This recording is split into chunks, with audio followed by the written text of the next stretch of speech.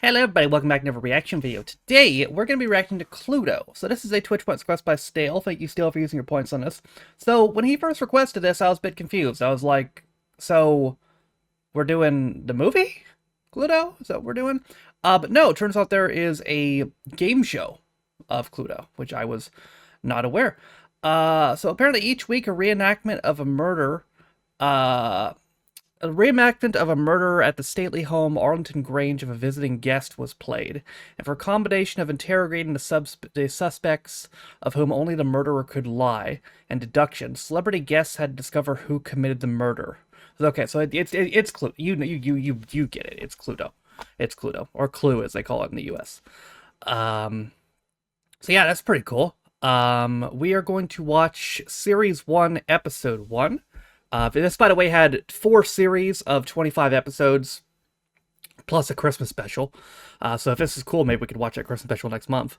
Went from 90 to 93. This episode premiered on July 25th, 1990. Whoa. On Thames Television now, we're about to start a new series, Cluedo. Cool. I'll leave that in. The people will like it.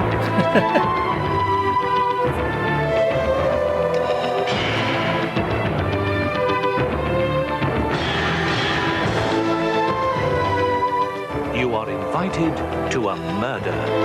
Oh, shit.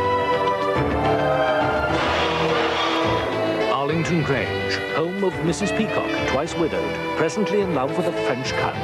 Village social life revolves round her wealth.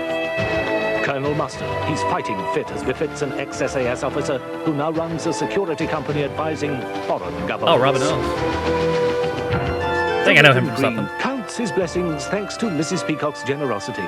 He campaigns for the environment and fervently hopes to save them all. Professor Plum, American graduate from Harvard Business School, known for shady dealings on the stock market. He and Colonel Mustard share an interest in Ms. Scarlett, stepdaughter of Mrs. Peacock, lives at Arlington Grange. Her passion is for fast cars and faster men. Whoa. Mrs. White, trusted family housekeeper, celebrates 25 years with Mrs. Peacock. She hides June Winfield, I think I know her as well. 6 people with murder on their minds.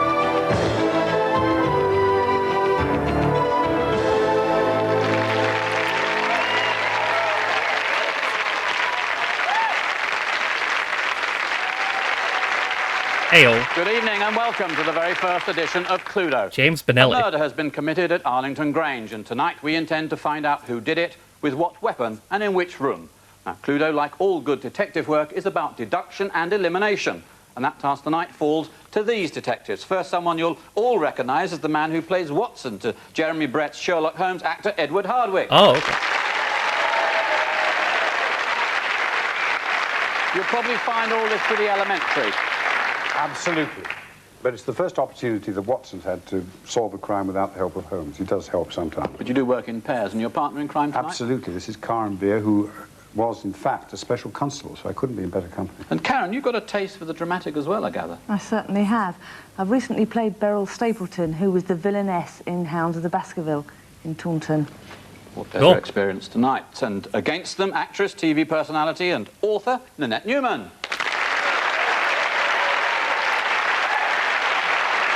Now, Nanette, I know you've written a lot of books. Have you ever written a murder story? No, I haven't. I don't think I'm clever enough for that. I stick to children's books and cookery books.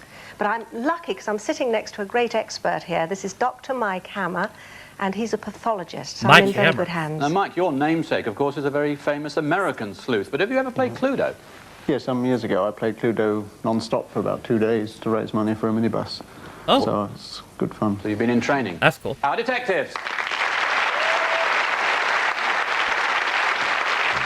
Our investigations. He said, have I played one of Cluedo, these 6 bitch? weapons was used to Play commit more the Cluedo crime. than you. The candlestick, a pistol, this poison, the knife, some rope, or was it this paperweight?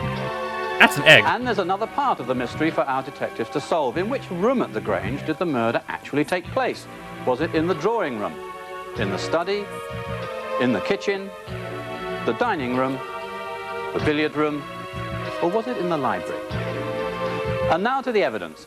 In the events leading up to the murder, Mrs. Peacock was entertaining her latest lover, the French Count Henri de Beauchamp, before the start of a popular village event. French, he looks Italian. We join her in the drawing room. Milk and no sugar, thank you. But it's very kind of you to allow us to use the grounds. I'm sure the Save the Mole fun run will be a great success now. No, we're happy to, Jonathan. Comte Beauchamp and I are right behind you. Thank you. Now, why have you looked so the pissed? matter of the Mole Sanctuary endowment. I think it would be better if that were left for the time being. Vicar. Thank you. Thank you very much. Mrs. Peacock, is there a problem? Don't worry, Jonathan. You have our support, but in view of our engagement, the Count and I don't wish to commit ourselves to anything just now. Of course, I was rather counting on you. Also, we feel that in future we must choose our charités more, how you say, more carefully. I patronize a charité française. What's the lady in the background doing? Well, surely you see that is more important than moles. She's just creeping. Yes, of course. I knew you'd understand. Whoa. You will be joining us on the fun run, Monsieur Lecomte. Well, I'm afraid my leg will not allow it. I busted it some years ago. In the Tour de France. Oh, well, that can't be helped. Perhaps we might prevail upon you to be a race marshal. Thank you for coming. He's so aggressively French. French. We'll show you out. In the Tour de France. What the hell's that bird in the background? Somebody arrest that bird for existing. I don't know what she sees in him, let alone marrying him. If only she could see what a laughing stock she's making of herself.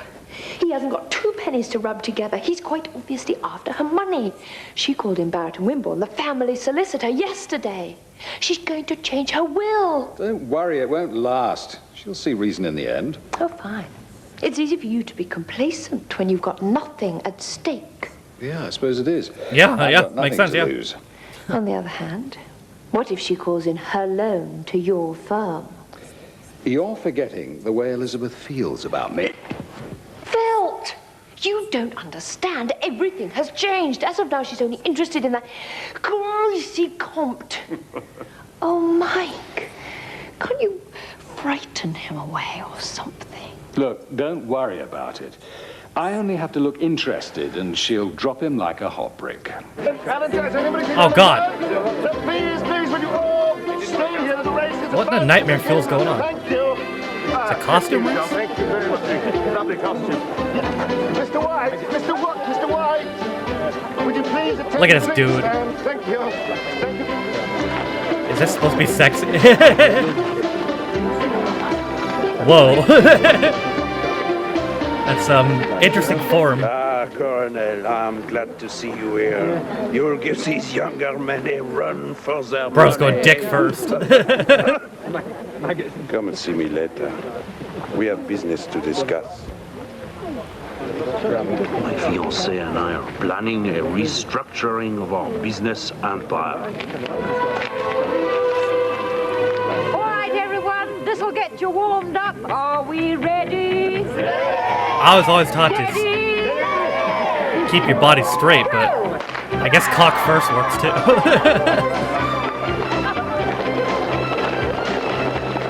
Nah, he's a right bolthead, I'll tell ya. Look, Dave, he's no problem. Know what I mean? Sort your life out, I can handle it. Caught you. Oh, shit. At last. I heard you, so there's no use decrying it. Hang on, Dave. Little difficulties just come up. I'll call you later. What's up, this lady? You're no more French than I am. Oh. That's the Frenchman. Oh, yeah? What are you going to do about it? I am going to tell Mrs. Peacock. And I'll deny it. Who's she going to believe? An old trout like you or the man she loves? She will believe me. I've been with Mrs. Peacock 25 years, and she'll trust me rather than you any day. You think so? I don't think she'll take an old lush like you that seriously. Do you? Mrs. White? If I had my way, your type would be Why do you say her name like it was a slur? I know your sort. I can read you like a book. You and your smarmy manners and slimy incinerations. Please, Mrs. White, Mrs. Peacock hears you. I will be unable to protect you very well. You may have another drink, but please, for her sake, be quiet. What the? Mrs. White? Oh, Mrs. White, please leave us. We will discuss your future when you've had a chance to sober up. Yes, but he was in the... Not another word. But you don't... Damn. Please, my dear, do not sack her. We must help her fight this terrible addiction. You're right. We must.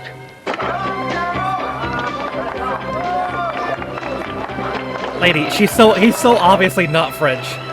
Think with your mind, not your vagina. We want to cheer them in. They'll be back soon. Not especially. Oh shit, she got low glasses. No, you go ahead, Henri. I think there's still some of your favorite Armagnac in the decanter. It is a good job. Mrs. White does not like brandy. See you soon, my love.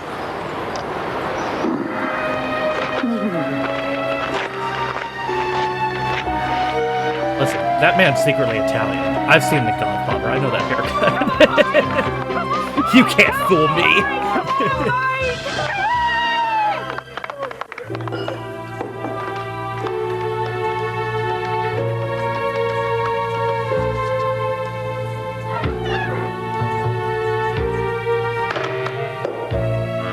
Uh-oh.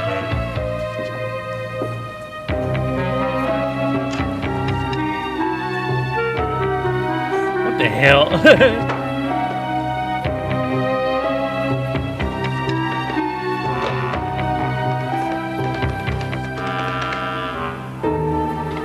Uh-oh. Mamma mia.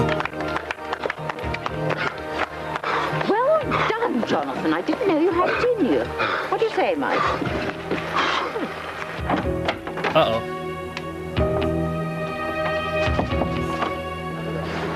Mrs. Peacock! Mrs. Peacock! You're going to have to be very brave, Elizabeth. It's the Count. He's dead.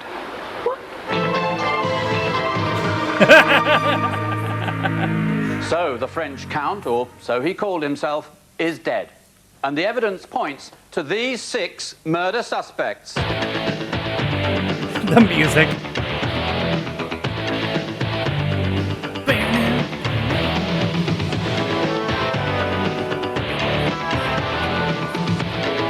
Wait, how can it be her? She's outside. So, 6 murder suspects, 6 weapons, and don't forget, there are 6 rooms at the Grange. The drawing room, the study, the kitchen, dining room, billiard room, and of course the library. Somewhere in all of that lies the solution to this foul murder. Our detectives are ready to interview the suspects, but first, to decide who begins, Edward and Karen, a test for your powers of observation. There was a phone in the dining room. What colour was it? Black. It was black, correct. This means you now have the right to ask 3 questions of these suspects and then make a deduction. Okay. But before we start, one final point. 5 of the suspects here will be telling the truth. Only the murderer can lie. I'd like to ask Colonel Mustard, why were you coming out of the kitchen with a smile on your face? I had just been told by Mrs. White that the Comte, the so-called Comte, was a fraud, and this was... What? Did you not know? Well, he was a Talking about but I a thought he fraud. was. He was a fraud. He was a fraud, which relieved me a great deal. He was a very real man. Because my business, as it were, was a little under threat. I think you have the answer there. I'd like to ask Mrs. Peacock. I think there's more to this engagement than a pure love match. How did you meet this Count? What a fairy. A fairy story. 3rd question. And then your deduction, please. Mrs. White, you'd have quite a lot to lose, wouldn't you? If Mrs. Peacock had married the Count. Why? Well, I suppose I might have, as he was keen to divert all her money to his own charities, and you know where they begin. Your deduction, please. And remember, who committed the murder, with what weapon, and in which room? I think it was Mrs. White. Why? No, calm down, audience. Yes. I've been with Mrs. Peacock for 25 years. With the kitchen knife? Study? Yes. In the study? So you're saying that it's Mrs. White with the kitchen knife in the study? Yes. I have to tell you, you're wrong on all three of those assumptions. Damn. So those elements are eliminated from further Whoa, whoa, whoa, inquiry. chill. The advantage now passes to Nanette and Mike. Your first question, please. What do you want to do on about Prof. Plum? Well, I would like to ask you, Professor Plum, during the time you were running, were you aware of where the Reverend was? I was rather towards the end. I think it was a confused situation. I didn't see him. I think it was a confused You didn't situation. see No, him? not at all. Oh, right. Thank Your you. second question. Thank you very My much. pleasure. We'd like to ask Mrs. White. We saw you at the window looking. Did you see the end of the race? Were you still at the window? Didn't. No, because I was watching the so-called Comte, and I noticed that he Hold came up. in, Hold up. and I didn't wish him to see me, so I secreted myself behind the curtain. Well, Mrs. Peacock, could I find out why you decided to change your will quite suddenly? This is... I thought these people were my friends. I have not changed my will. The Comte was conning you, Mother. That the third world You must realise was this is a very distressing evening for yes, some of the people here. Your deduction, please. We think it's Colonel Mustard. Colonel Mustard. We're highly suspicious. Oh. No way. Well, with his background in the SAS, we imagine that he would use a knife. He is above That's not murder. nice. In the dining room. In the dining room. So you're saying it's Colonel Mustard with the knife in the dining room? Yes. You're right on one of those assumptions. So, there you have it for the moment. Two sets of deductions. But before we go on, I want to put that same evidence to our grand jury, the 300 members of our studio audience here. Now, you've seen the clues, you've heard the suspects, and you've heard our detective. That's that ginger What's dude in your the background. verdict? This is He's your all dappered chance up. to put your finger on the guilty party. So please make your decision now. Looks like he's going to a job interview. But he got cancelled, so he came to Cludo instead. And that's how you decided.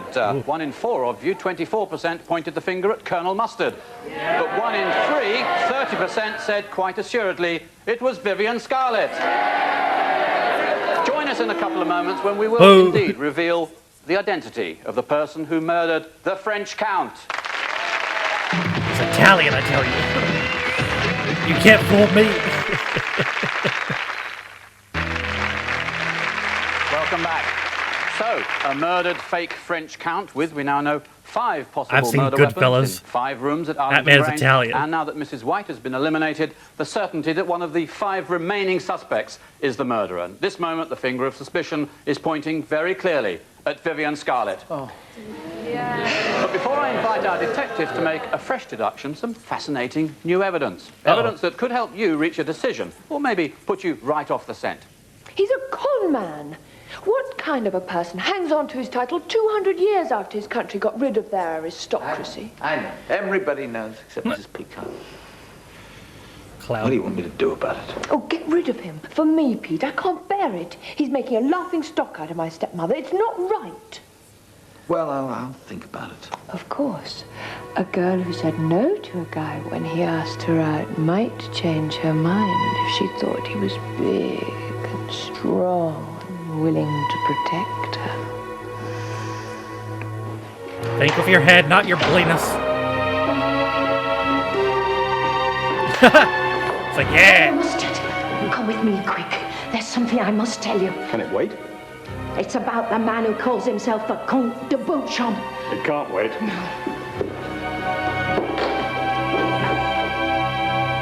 Aha. So, to decide who has the chance to apply this new evidence first, Nanette and Micah, test for your powers of observation. Professor Plum had a sweatshirt on. What was the educational establishment on it? Harvard? Harvard University. Harvard University, correct. This means you now can cross-examine the suspect. But we're going to limit you to one question and a deduction. So a question. Isn't he still wearing it? Well, we would like to ask Miss Scarlett where she was during the race, because quite obviously she was dressed ready to join in the race when she was in the library with Colonel Mustard, but I never saw her taking part. Where were you, Miss Scarlett? I I ran in the race. I actually won the women's part of the race.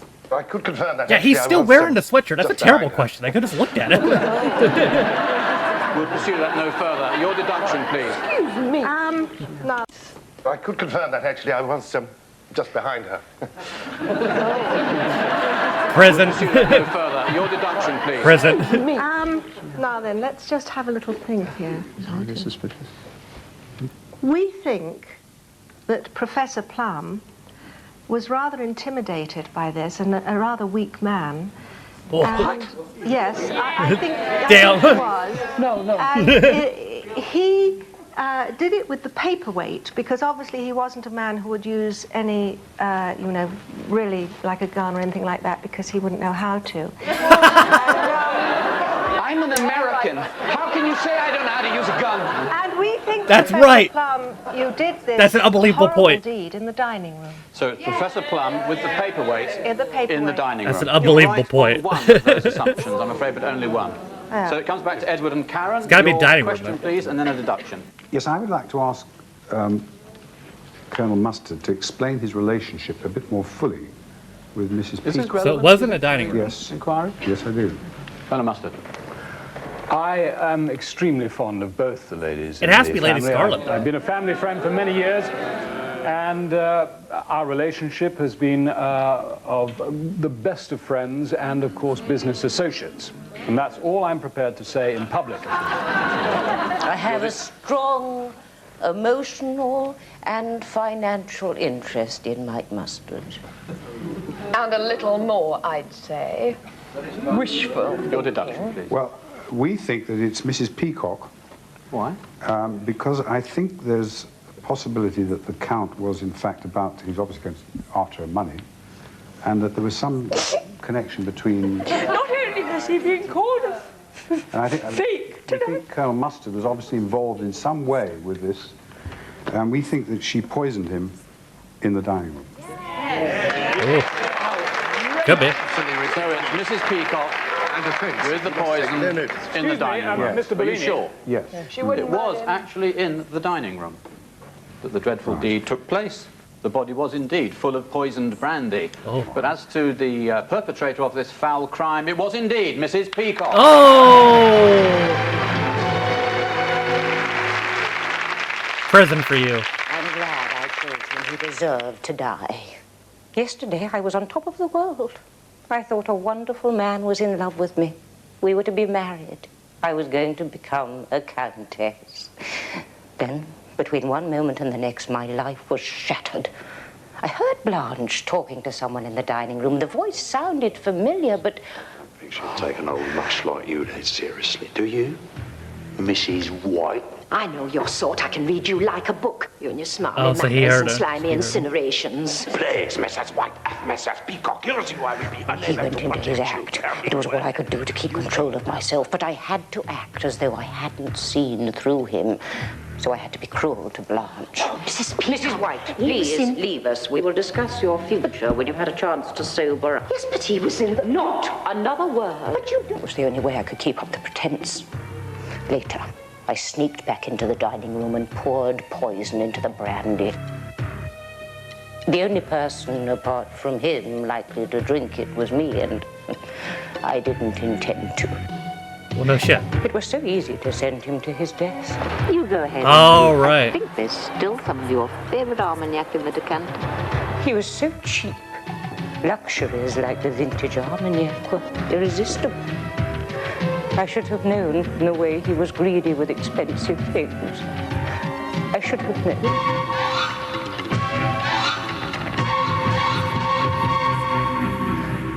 How could I have fallen for him when Mike was around?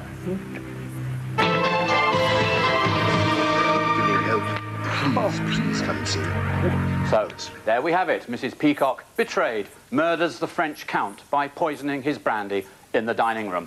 My apologies to the 5 other suspects. You are, of course, totally exonerated from blame. Thank you for your help in our inquiries. My commiserations, indeed, to Nanette and Mike for their unsuccessful detective work this evening, and my congratulations to Edward and Karen for perfect detection this evening. Good job.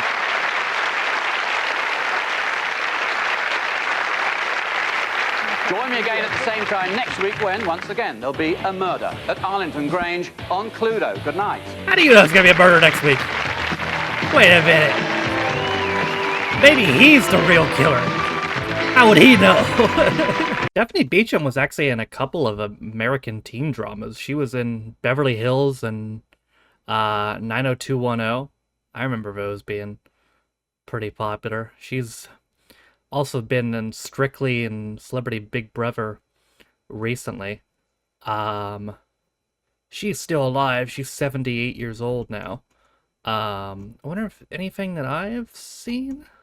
Let's see. Well, she was also in a show called Who Done It in 1975. Was that also Cludo? Let's see. It looks like it. So I miss. I look like it's the second Cluedo show that she's done. She did them like almost 10 years apart. She was in Death in Paradise recently. Let's see. Robin Ellis was in Fawlty Towers.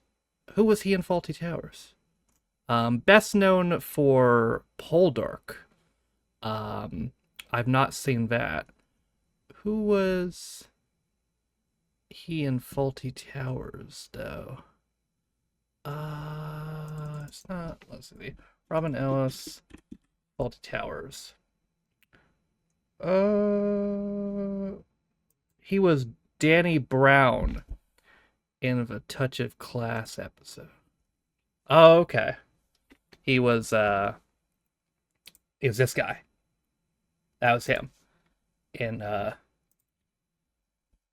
In there. Robin Newell was best known for Dr.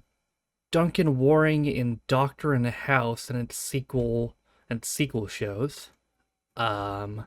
He passed away in 1999 at just 52 years old. Robin Ellis is still alive, by the way. He's 83. Damn. So Robin Noodle's been dead almost as long as I've been alive. I don't think he's been in anything else that I've seen.